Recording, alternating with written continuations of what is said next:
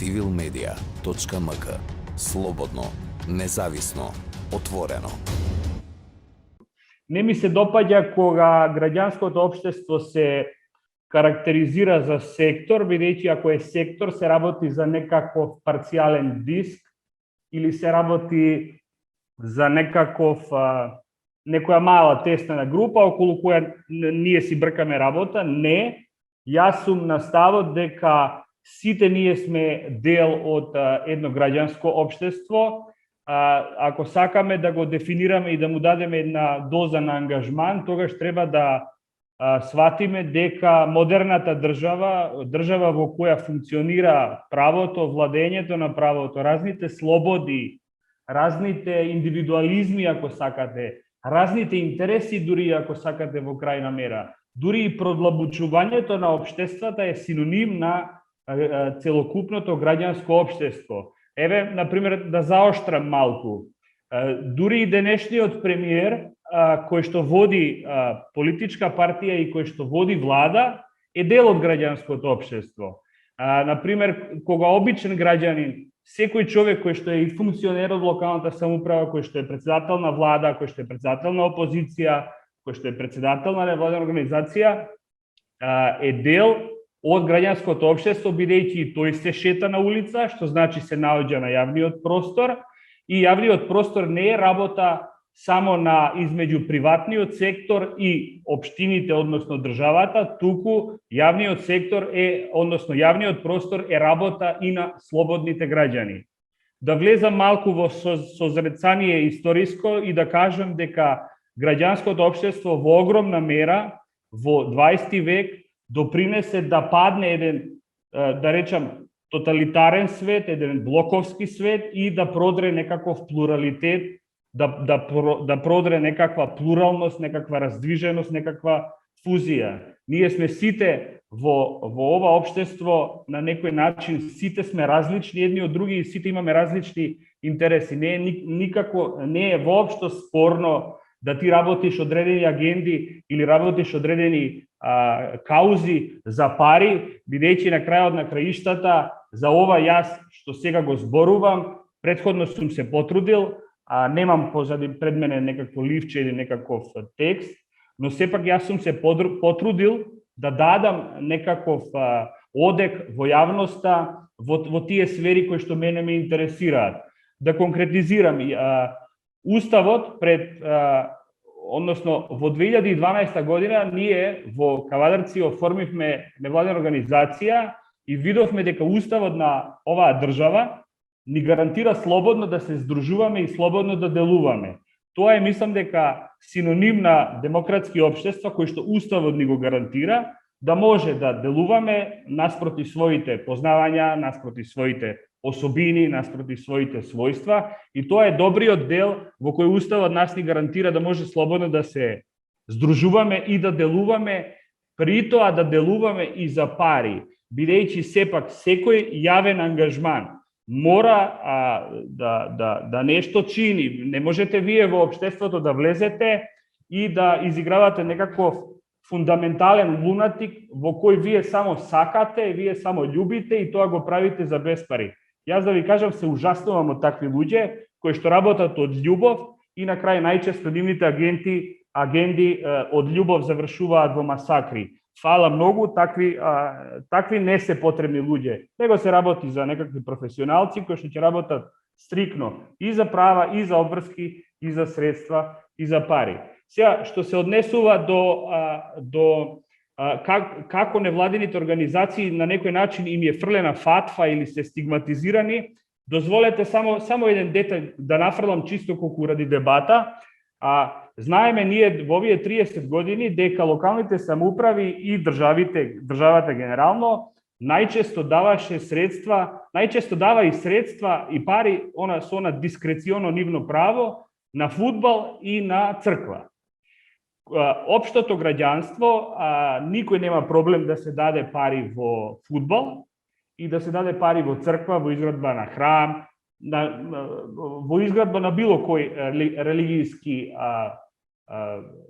простор, а кога ќе се даде за невладени организации, дали се локална самоуправа или е тоа државата и владата, тука настанува една мала, да употребаме еден термин, еден србизам, една пометња. Бидејќи видете, фудбалот е општо прифатена една гранка во ово општество во кој ние како нација се радуваме, пееме, играме и тука го билдаме нашиот национален штит. Од друга страна, исто така нема никој проблем кога се градат цркви или кога се градат други религиски објекти и тоа е некако фер со националниот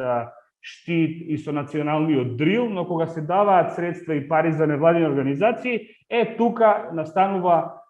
една мала сомнителна нишка која моментално адресирам на коментарите кои што се дадени дека тоа е пералница на пари. Видете, Груевски немаше шанси да биде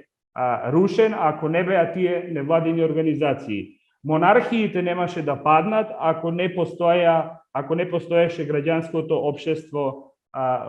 во целост. Невозможно беше црквата да биде одвоена од државата и секуларизмот да биде во полнек ако не беа невладените граѓанските организации. Така што ова е една голема и широка тема и сакам да кажам уште една работа, дека секој оној кој што е на власт, кој што е на моќ, секој оној кој што ќе се обидува да ги дискредитира невладините организации, според мое лаичко и граѓанско мислење, мислам дека припаѓа на националистичкиот свет, дека припаѓа на клерот и дека е узурпатор на сите слободи, на сите дифузности и на сите различности. Во овој денешен контекст, после Груевски или пост-груевизмот, јас мислам дека невладените организации ја вршат добро својата работа, мислам дека се многу дифузни, за мој вкус се премалку гласни, имаше огромен број на невладени организации пред оваа влада да дојде, кои што беа активни, кои што беа за соживот, кои што беа за пријателство, но сега некако ми се, за мој вкус, малку уцвилени и не се на линија на својата задача, бидејќи ние сме сега па исправени на едно ново ниво во кое треба да ги решаваме билатералните спорови, евроинтеграциите, но во секој случај јас мислам дека, и тука ќе завршам, секој оној кој што ќе се обиде да ги дифамира, кој што ќе се обиде да ги исклучува невладените организации и да ги дискредитира на начин како што сме навикнати во овие 30 години да слушаме за невладените организации, јас може да кажам слободно и да се повикам на една слободарска традиција, таквиот човек смрди на нечовечност. Во демократско општество, невладени организации никој не смее да ги задева. Ако има некакви дубиози околу финансиски средства, тоа не е работа на јавниот говор, тоа е работа на јавно обвинителство, на финансова полиција, но мислам дека секоја невладена организација, ако работи коректно, ако работи транспарентно и ако работи фер, треба да си ги изложи на своите сајтови јавно документи, од каде се финансира, кои се нивните цели за работа, зашто веруваат, зашто се залагаат, зашто се борат, и кога тоа ќе се